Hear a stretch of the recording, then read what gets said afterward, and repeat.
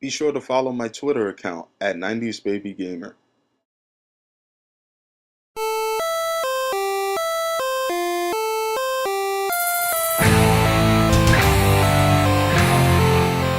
What's going on, guys? It's the 90s Baby Gamer bringing you another video. In this video, I am going to recap UFC on Fox 15, more specifically, my live experience there. And oh my goodness, this was my first UFC event, and it was spectacular. Blew away any expectations I had coming into it, even though I thought it was going to be amazing to begin with. So to start off, let me tell you how I got the tickets. It was around 8, I want to say 8:03, 8:04, when I'm sitting down and I'm watching the Yankee game, right? And I believe it's the Yankees versus the Tampa Bay Devil Rays. Yep, Yankees versus Devil Rays. So I'm sitting there watching the game. I check my phone and I see a tweet from Dana White that had been sent at 7:57 p.m. Keep in mind, this is East Coast time. Dana White says, head to the Reebok on Union Square for Lyoto Machida versus Luke Rockhold tickets. Now, luckily for me, I was around the area. So I said, should I go to this Reebok and get these tickets? So I finally made my decision to go. I left after watching the Yankee game. Went over to Reebok and I checked the Reebok store and no one was there. No one was there in the Reebok, so and I didn't want to look foolish and say, hey, where are the tickets? I go out and I see this guy, and he has tickets in his hand. And this other guy's approaching him, and he wants to exchange the tickets because I guess the seats didn't match, or whatever the case may be, right?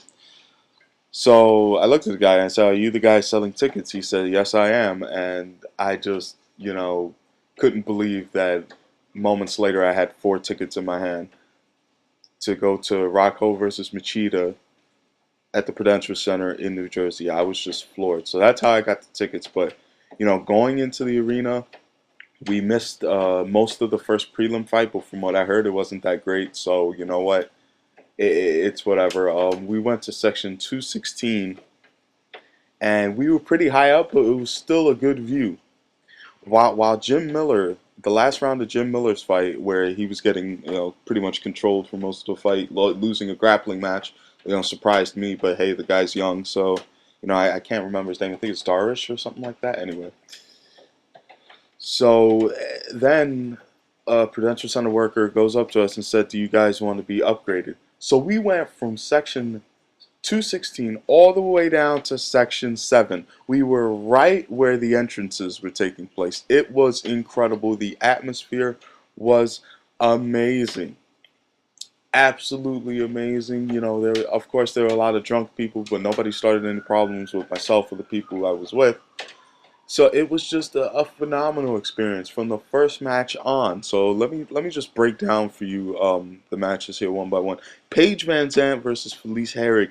This surprised me in a sense that Van Zant was just completely controlling her and doing the judo throws. But what also surprised me is that Herrig didn't try to play to her strengths, which was standing up.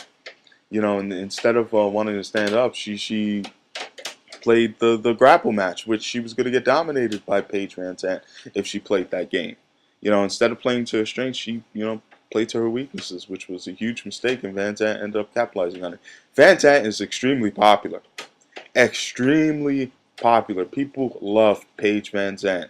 In New Jersey, they couldn't get enough of her, right? But from what I saw, she has a lot of work to do. She's only 21 years old, but she has a lot of work to do. To go from full mount to giving up your back in a rear naked choke position, I think anybody who had much more skill than Herrig on the ground would have taken her back and choked her. I think she has a lot to learn, but I'm not too harsh on her because, maybe she can learn it. Maybe one day she will be a formidable opponent for Joanna, but at this point, absolutely not. She cannot compete for that strawweight title, and I would not rush her in there. Some people say she should match up with Carla Esparza. I don't even think she should get a match that soon. I think they should, for the next year or two, see how she does, and if she's ready, then she's ready for the shot. Second fight was Max Holloway versus Cub Swanson. Oh my goodness, did this surprise me. Oh my goodness, Cub Swanson destroyed. He got destroyed by Max Holloway. Holloway proved that he is on another level. Ever since losing to Conor McGregor, he has been on an absolute tear. His stand-up, his control, it's everything. He was just so that much better than Swanson. Swanson was so hesitant to attack, it was not even funny. It was just incredible to see. I'm not even going to get into Jacare versus and I forgot the guy's name, Chris Camozzi. I'm not even going to get into that match because we all know that was going to happen. First round submission, that was easy in the bank. Props to Chris Camozzi though for stepping up. Lyoto Machida versus Luke Rockhold. Rockhold rocked Machida in the first round. It looked like Machida was doing all right, getting some punches in. But then, he slipped. Rocco gained control of him, and just the ground and pound was too much. You could tell that coming out of that second round, Machida was wobbly, and you could just tell that he was going to be done. And surely enough, Rocco took advantage, got control of him, and choked him out. All right, guys, that was it. I loved my experience at UFC on Fox 15. Till next time, take it easy.